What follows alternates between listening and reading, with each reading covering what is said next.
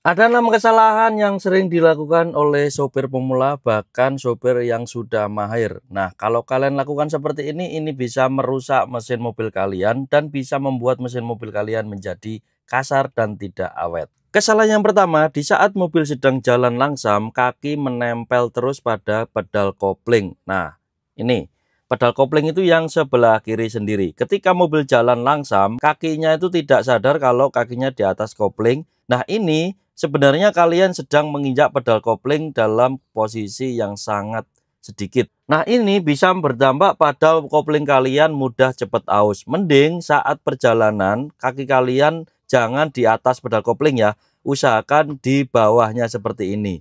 Nah, ini posisi yang benar. Posisi yang salah, kaki kalian selalu menempel di pedang kopling yang tanpa kalian sadari sebenarnya kaki kalian itu sedang menginjaknya. Kemudian yang kedua, menggunakan kopling sebagai pemberhentian sementara. Semisal mobil kalian sedang jalan, kemudian berada di lampu merah yang cukup lama dan kalian tanpa menetralkan persneleng. Nah, akhirnya kalian selalu menggunakan handrem. Persneleng ini sebagai pemberhentian sementara. Ini sebenarnya tidak boleh ya. Ini bisa merusak komponen mobil kalian. Cara yang benar, saat mobil sedang berhenti sementara, kalau bisa itu diinjak koplingnya, kemudian dinetralkan giginya, kemudian kalian lepas koplingnya.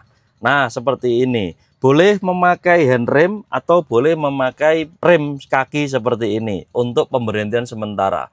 Jadi kalau kalian melakukan hal yang salah, menginjak pedal kopling untuk pemberhentian sementara, ini bisa merusak komponen mobil kalian dan kopling bisa cepat aus ya. Ingat-ingat ya, ini yang sering terjadi pada sopir pemula, bahkan sopir yang sudah mahir. Kemudian berikutnya, untuk jenis mobil manual, saat mobil parkir, kebanyakan mobil itu tidak posisi netral. Cara yang benar, saat mobil sedang parkir, harus posisi netral. Ciri-ciri netral, jika digeser ke kanan, dia akan kembali ke tengah secara otomatis.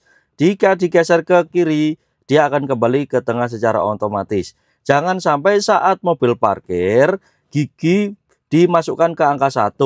Nah, hal ini bisa menyebabkan itu shock starter, atau ketika ada kendaraan, ada tetangga kalian minjam mobil manual kalian, tanpa melihat giginya itu sudah netral atau belum, tiba-tiba di starter, nanti akan loncat dengan sendirinya atau shock starter namanya.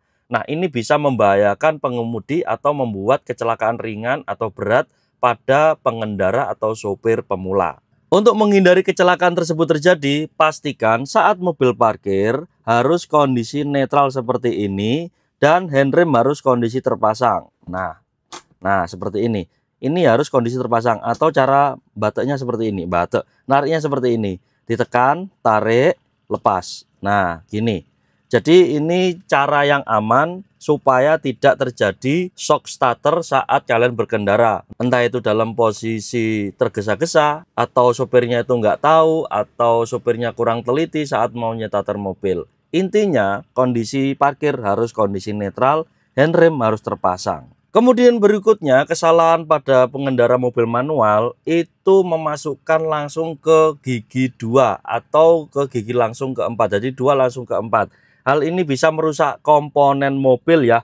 Usahakan saat mobil mau jalan, masukkan atau pindahkan gigi secara bertahap dan pindahkan secara halus agar terhindar dari kerusakan yang fatal. Jadi untuk sekelas mobil manual, pindahkan gigi secara bertahap ya. Ini bisa membuat mesin kalian itu tetap menjadi halus, tidak berbunyi suara yang kasar. Dan kalau kalian memasukkan secara bertahap, ini bisa membuat mobil kalian itu melaju dengan cara yang enteng.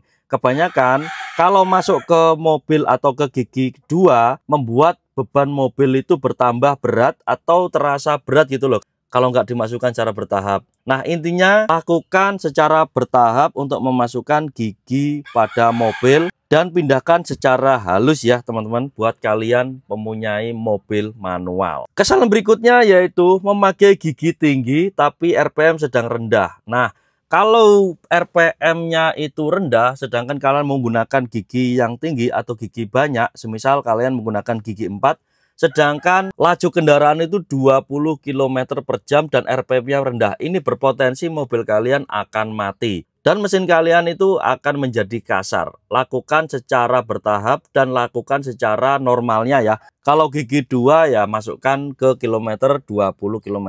Kalau gigi 3 ya masukkan ke angka 40 km. Jangan sampai RPM rendah tapi giginya tinggi. Ini bisa menyebabkan mobil kalian itu berpotensi mati secara mendadak atau dredet. Dredet itu bahasanya kayak mau mati gitu loh mesinnya. Jangan sampai melakukan hal seperti itu ya.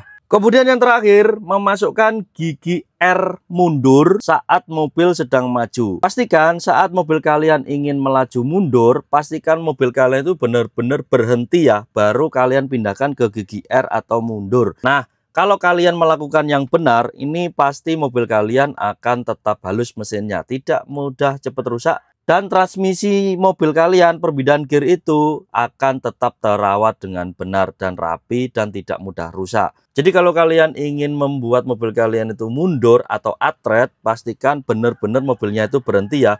Kalau tidak benar-benar berhenti, nanti akan bunyi suara kayak kerak gitu loh. Pernah kan kalian mendengarkan hal seperti itu? Nah, pindahkan secara halus ya, dan benar-benar mobilnya itu berhenti. Mesinnya tetap halus, tidak berbunyi kasar. Nah, hal ini biasanya terjadi pada sopir pemula yang belum tahu cara menggunakan gigi R ya. Hindari kejadian seperti ini supaya mobil kalian tetap halus dan terawat mesinnya. Karena mengemudi yang salah bisa merusak mekanisme kopling manual. Jadi seperti itu cara mengemudi dengan benar, dan kesalahan-kesalahan yang sering dialami oleh sopir yang mahir bahkan sopir pemula. Pesan aku buat kalian semua, kenali fitur-fitur pada mobil kalian sebelum menjalankan mobil ya. Dan teruslah belajar mengendarai mobil sesuai dengan mekanisme standarnya mobil, agar mobil kalian tetap awet dan kalian jadi pengendara yang profesional. Terutama tidak gampang rusak mobilnya.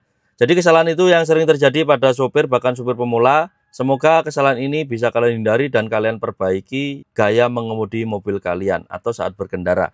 Semoga informasi bermanfaat. Sampai jumpa di video berikutnya. Itu adalah 6 kesalahan yang sering dialami oleh para sopir pemula maupun sopir yang mahir.